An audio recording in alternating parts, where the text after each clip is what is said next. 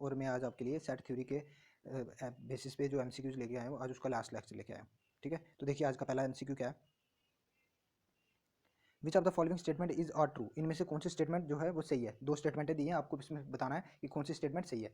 तो पहली स्टेटमेंट है if two sets are equal they will also be equivalent. ठीक है, आपको इक्वल और इक्वलेंट के बीच में मतलब पता है। देखो इक्वल सेट कौन से होते हैं, मैंने आपको पहले बताया इक्वल सेट में दो कंडीशंस होती हैं। एक तो जो नंबर ऑफ एलिमेंट होने चाहिए वो इक्वल होने चाहिए, ठीक है, दो सेट में। और दूसरी जो आपको बताई गई है, दूसरा क्या मैंने बताया आपको कि जो एलिमेंट है वो सेम होने चाहिए, ठीक है, अगर इक्वल होंगे तो। ठीक है, तो वो क्या होगा, वो होता है इक्वल सेट। और इक्वलेंट में आपके जो एलिमेंट है वो बराबर होने चाहिए, ठीक है, इक्वल एलिमेंट होने चाहिए। समझा गया। अगर ए सेट में अगर आपके पास 3 एलिमेंट है तो बी में भी आपके तीन एलिमेंट होंगे तो वो इक्वलेंट बन जाएंगे। ठीक, और अगर वो एलिमेंट जो ए में है वही बी में है तो वो क्या बन जाता है, वो इक्वल सेट बन जाता है। तो हमें देखना है, देखिए यहाँ पे पहली ऑप्शन है if two sets are equal they will also be equivalent. अगर दो सेट इक्वल हैं तो वो इक्वलेंट भी हो सकते हैं, ये स्टेटमेंट बिल्कुल सही है। ठीक है, अगर इक्वल होंगे तो इक्वल में दो दो कंडीशंस होती हैं कि इक्वल इक्वल में जो सेट है वो क्या होने चाहिए, मतलब नंबर ऑफ एलिमेंट सेम होने चाहिए।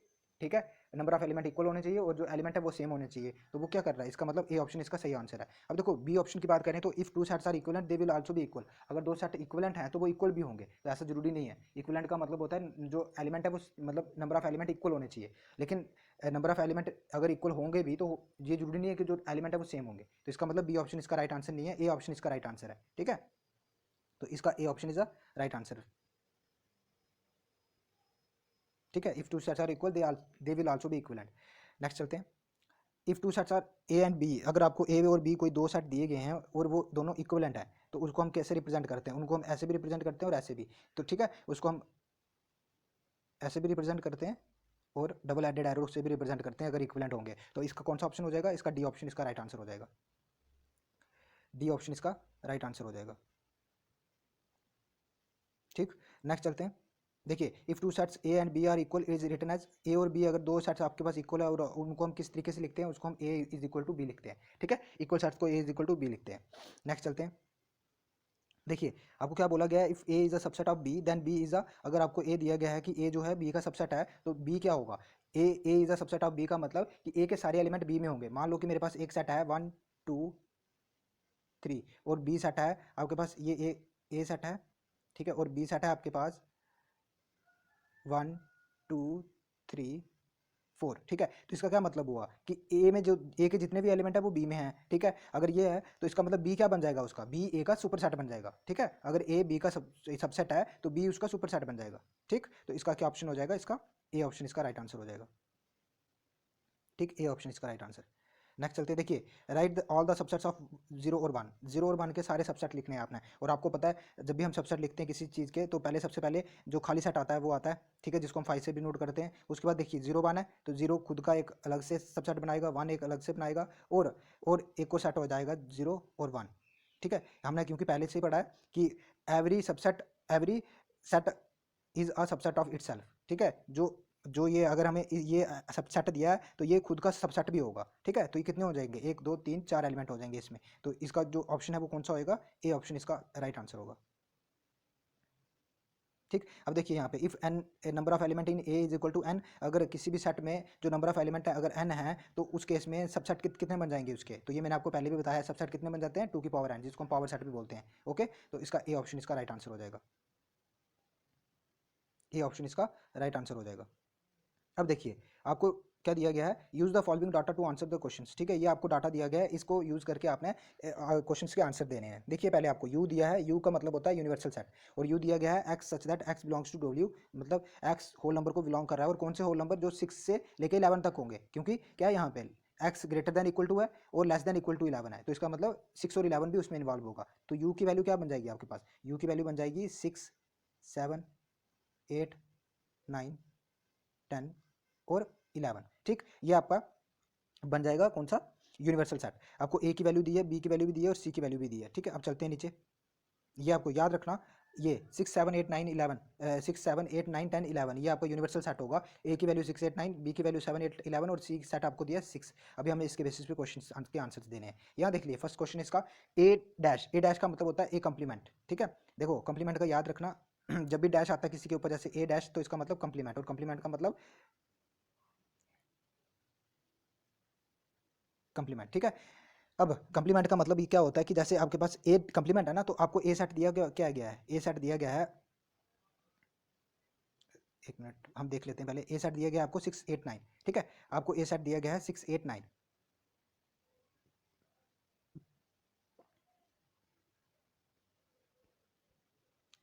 689 आपको ए सेट दिया गया है, ए इज इक्वल टू 689, ठीक है। और यूनिवर्सल सेट दिया गया है आपको 6 7 8 9 10 11। तो आपको क्या देखना है कि यूनिवर्सल सेट में, ठीक है, ए जो है जैसे 689 है तो ए कंप्लीमेंट होगा कि जो भी एलिमेंट आपके ए में आ गए हैं, जो बच गए हैं ना यूनिवर्सल सेट में से, वो सारे ए डैश में आएंगे, ठीक है। मतलब जैसे ए में आपके पास 689 है तो यूनिवर्सल सेट में से 689 को हम बाहर कर देंगे, जो बच गए वो ए कंप्लीमेंट आ जाएंगे, ओके। तो ए कंप्लीमेंट क्या आ जाएगा इसमें, ए कंप्लीमेंट जैसे 689 आ गया है तो ए कंप्लीमेंट इसका आ जाएगा, हमने 6 8 और 9 को बाहर निकाल दिया तो 7 10 और 11, इसका करेक्ट आंसर हो जाएगा ए ऑप्शन इसका, 7 10 11, ठीक है, इसका ए ऑप्शन इसका करेक्ट आंसर हो जाएगा। कंप्लीमेंट का मतलब जो एलिमेंट आपके ए में होंगे, ठीक है, उनको नहीं लेना है, जो बच जाएंगे वो कंप्लीमेंट बन जाएंगे उसके, ओके। नेक्स्ट चलते हैं। अभी आपको अगर समझ नहीं आया तो नेक्स्ट क्वेश्चन में समझ आ जाएगा। जैसे देखिए बी, बी आपको सेट दिया गया है, बी सेट आपके पास था 7 8 9, ठीक है। अगर आपने अब ऊपर जो क्वेश्चन है आप उसमें देखोगे कि आपको क्या दिया गया है, बी सेट जो है वो क्या दिया गया है 7 8 9, ठीक है। और हम यूनिवर्सल सेट में से देखेंगे, यूनिवर्सल सेट आपको है 6 7 8 9 10 11, ठीक। अब हम देखेंगे बी ये है तो इसका मतलब बी कंप्लीमेंट में ये एलिमेंट नहीं आएंगे, जो बचे हुए एलिमेंट है वो सारे आएंगे। तो इसका मतलब 7 8 9 को अगर हम बाहर कर देंगे तो 6 10 और 11, 6 10 जो 6 6 9 11, ओके, 6 9 10, सॉरी बी, बी हमें देखना पड़ेगा बी क्या है। देखिए बी है 7 8 11, सॉरी, ठीक है। बी आपका जो बी सेट है वो है आपका 7, बी सेट जो है आपका वो है 7 8 11, ठीक। और हम 7 8 11 को निकाल देंगे, जो बचे वो हमारे पास बी कंप्लीमेंट बन जाएंगे। तो 6, अब जो हमारे पास यूनिवर्सल सेट था वो कौन सा था, 6 7 8 9 10 11, 6 7 8 9 10 और 11। तो इसमें से हम 7 8 11 को निकाल देंगे, 7 8 और 11 को निकाल दिए, पीछे बचे 6 9 और 10, 6 9 10, बी ऑप्शन इसका राइट आंसर हो जाएगा, बी कंप्लीमेंट ये बन जाएगा, ओके। तो कंप्लीमेंट का ध्यान रखना कि जो जैसे बी सेट है तो जो बी सेट के एलिमेंट होंगे बी कंप्लीमेंट में वो नहीं आएंगे, ओके। तो अब चलते हैं हम नेक्स्ट, देखिए सी, सी कंप्लीमेंट। तो सी में आपके पास जो एलिमेंट थे वो कौन से थे, सी में आपके पास सिर्फ 6 एक ही एलिमेंट था और वो 6 था, ठीक है। देखिए मैं दिखा देता हूँ आपको, ये देखिए सी में कौन सा सेट है, सी में सिर्फ 6 एक एलिमेंट है, तो हम सी कंप्लीमेंट क्या हो जाएगा, 6 नहीं आएगा, बाकी सारे आएंगे, तो इसका मतलब वो कौन सा सेट हो जाएगा 7 8 9 10 11, ओके। सी डैश हमारे पास सी ऑप्शन हो जाएगा इसका राइट आंसर। नेक्स्ट चलते हैं। देखिए ए माइनस बी, अब माइनस वाले क्वेश्चन में ध्यान से समझना कि किसी भी सेट में से हम जब किसी को माइनस करते हैं, जैसे मान लो कि मेरे पास ये है 1 2 3, एक कोई सेट है और इसमें से मैं दूसरे सेट को माइनस कर रहा हूँ जो है 2 3 4 5, ठीक। अब मैंने देखिए मैं इसमें इस सेट में से इसको माइनस कर रहा हूँ, इसका मतलब ये वाला सेट जो है मेरे पास बड़ा सेट है, ठीक है, ये वाला सेट जो है मेरे पास बड़ा सेट है, तो इसमें से मैं इसको माइनस कर रहा हूँ। तो माइनस करके क्या करूँगा कि जो एलिमेंट इसमें और इसमें सेम होंगे उनको मैं माइनस कर दूंगा, जो बच जाएंगे इसमें से जो बच जाएंगे वो उसका आंसर होगा।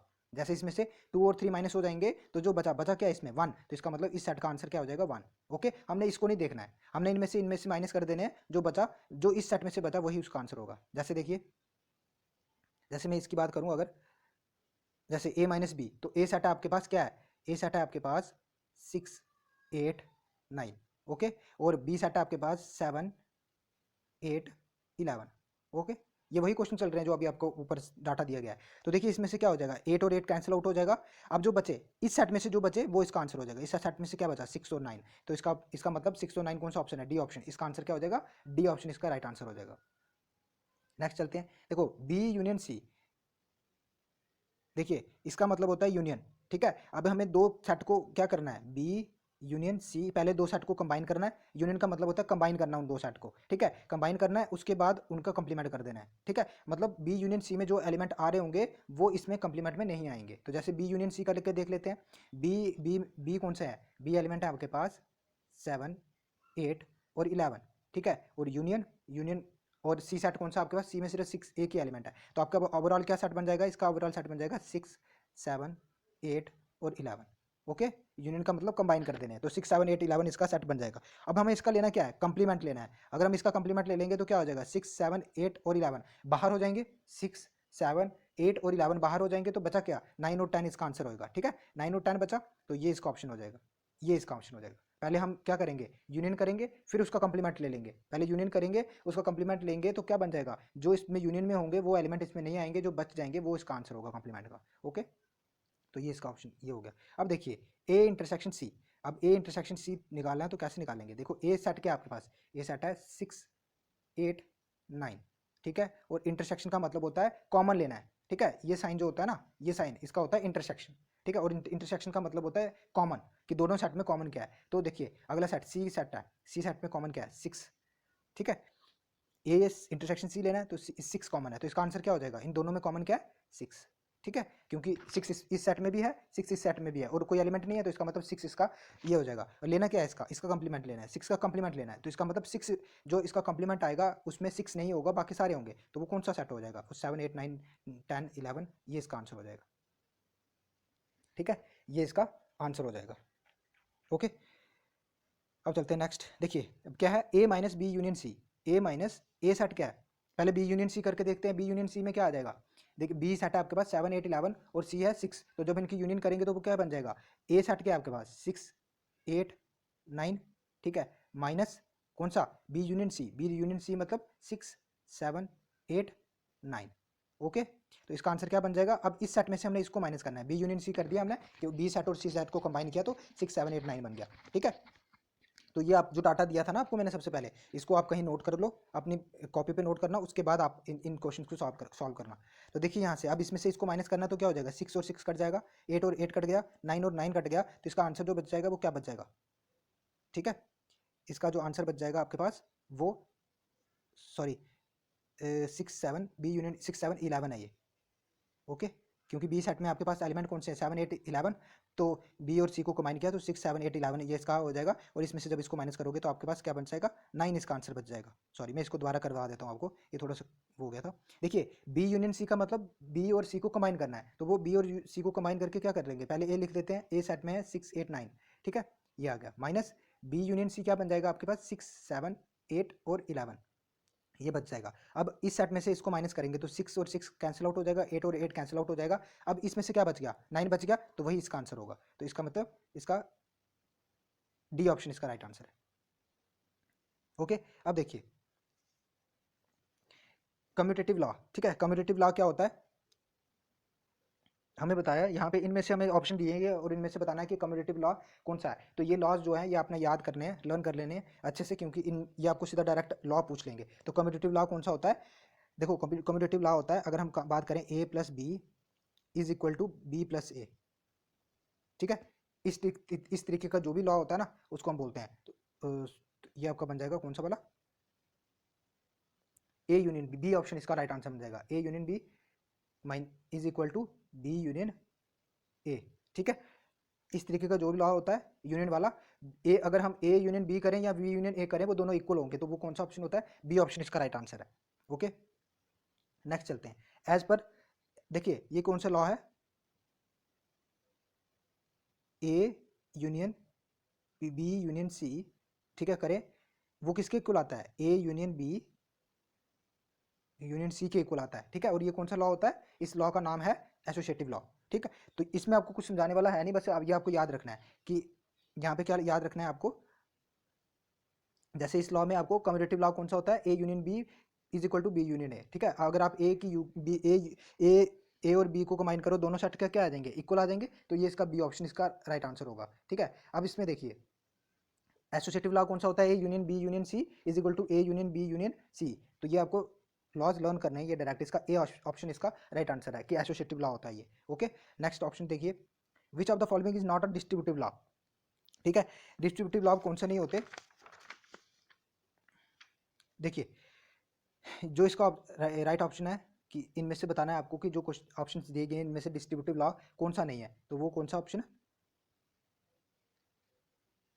लास्ट ऑप्शन जो है और बी ऑप्शन, ये बी और सी जो ऑप्शन है ये दोनों डिस्ट्रीब्यूटिव लॉ होते हैं, ठीक है, ये दोनों डिस्ट्रीब्यूटिव लॉ होते हैं, लेकिन जो आपका इसमें पूछा क्योंकि आपको बताना है कि कौन सा डिस्ट्रीब्यूटिव लॉ नहीं है, तो वो ए ऑप्शन इसका राइट आंसर है। ओके, ए ऑप्शन इसका राइट आंसर है, क्योंकि जो बी और सी ऑप्शन है ये दोनों डिस्ट्रीब्यूटिव लॉ होते हैं, ठीक। उसके बाद नेक्स्ट क्वेश्चन चलते हैं लास्ट, देखिए विच of the following is a D Morgan's law, D Morgan's law कौन सा होता है, ए यूनियन बी का ये जो कंप्लीमेंट वाले जो दोनों है ना ऑप्शन, ये सही ऑप्शन है। तो अगर आप ए यूनियन बी करोगे, मतलब दो सेट को कंबाइन करोगे, तो वो क्या हो जाएगा, ए कंप्लीमेंट इंटरसेक्शन बी कंप्लीमेंट, ठीक है। और बी ऑप्शन क्या हो जाएगा, ए इंटरसेक्शन बी कंप्लीमेंट करोगे तो वो क्या बन जाता है, ए कंप्लीमेंट यूनियन बी कंप्लीमेंट, ठीक है। इसका उल्टा होता है, आपको पता है। तो अगर यूनियन है तो यहाँ देख लिए, मैंने बोला था कंप्लीमेंट मतलब होता है उल्टा, तो अगर ऑपोजिट होगा तो इसका मतलब क्या होगा, यूनियन का क्या बन जाएगा, इंटरसेक्शन बन जाएगा। तो यहाँ पे इंटरसेक्शन का क्या बन जाएगा, यूनियन बन जाएगा। तो ये डी मॉर्गन्स लॉ बोलते हैं। तो ये इसका सी ऑप्शन इसका राइट आंसर है।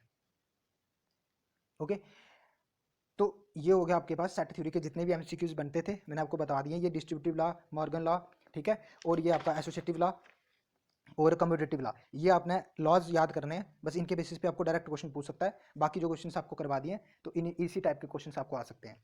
तो सेट थ्योरी का ये आज लास्ट लेक्चर था। अब मैं नेक्स्ट किसी और टॉपिक के एमसीक्यूज लेके आऊँगा। तो थैंक यू सो मच।